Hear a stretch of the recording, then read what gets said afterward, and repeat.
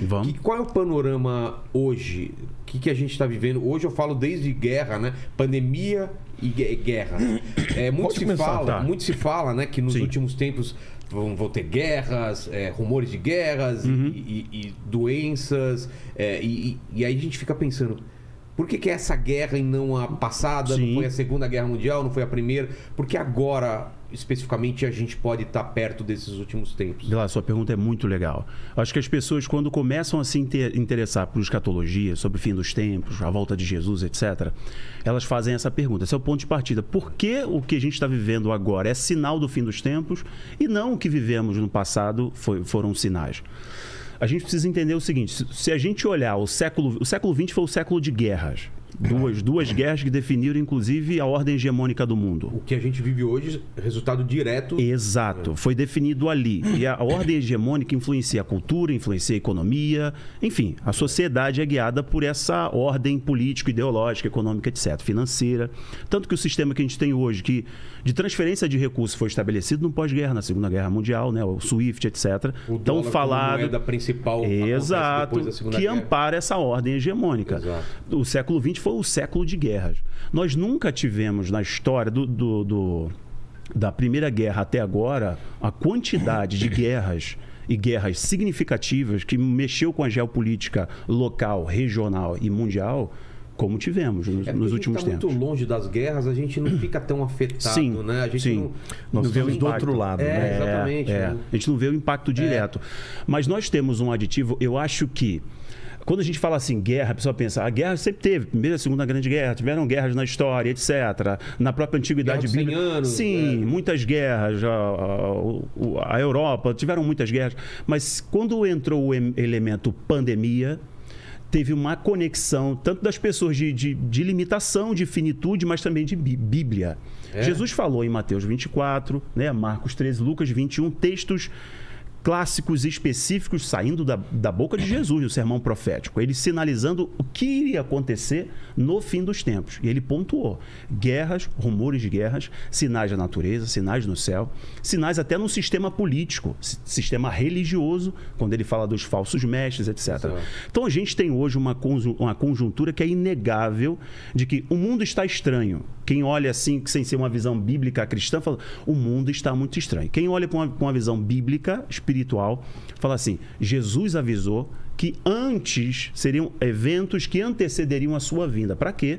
Para que as pessoas pudessem se voltar para ele, não para se desesperar, não para gerar um caos psicológico, um medo e as pessoas se afastarem, mas que pudessem perceber que aquilo que ele prometeu iria se cumprir. Eu queria pontuar uma coisa aqui também.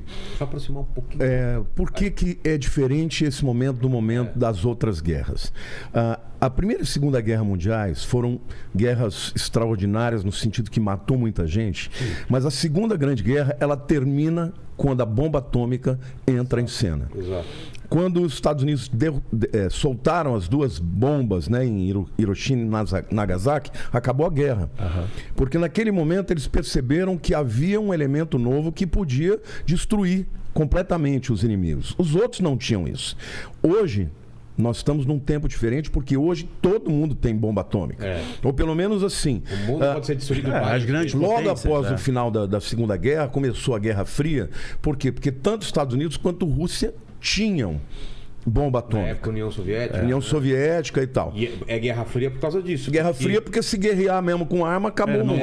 Eram movimentos daqui, movimentos ali. Eles colocam mais ogivas, a gente compra mais. Vamos colocar um sistema antimíssil, aí eles também... Estados Unidos e Rússia hoje, sozinhos, eles podem destruir o mundo 40 vezes. Sim. Sim. Então, além disso, veio a Guerra Fria, depois com o término da União Soviética, né, o desfacelamento.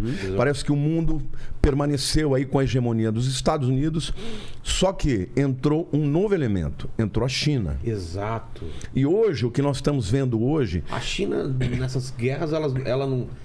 A China não era ninguém. Não era ninguém. Ela cresceu nesses últimos tempos. A China cresceu e chegou ao ponto que chegou por causa dos americanos. Sim, exato. Eles foram os americanos que investiram dinheiro, tecnologia, investiram. Os parques industriais levaram para a China.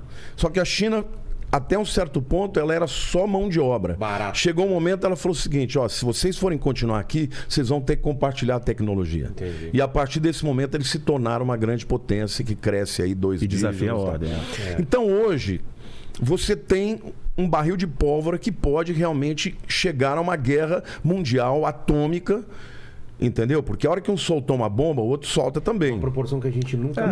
Não tem. Tem um tipo de míssil americano que quando ele é solto, ele pode destruir 14 cidades ao mesmo tempo. Um míssil. Ele se divide? Ele se divide. Quando a ogiva se abre, ela vai para 14 cidades diferentes.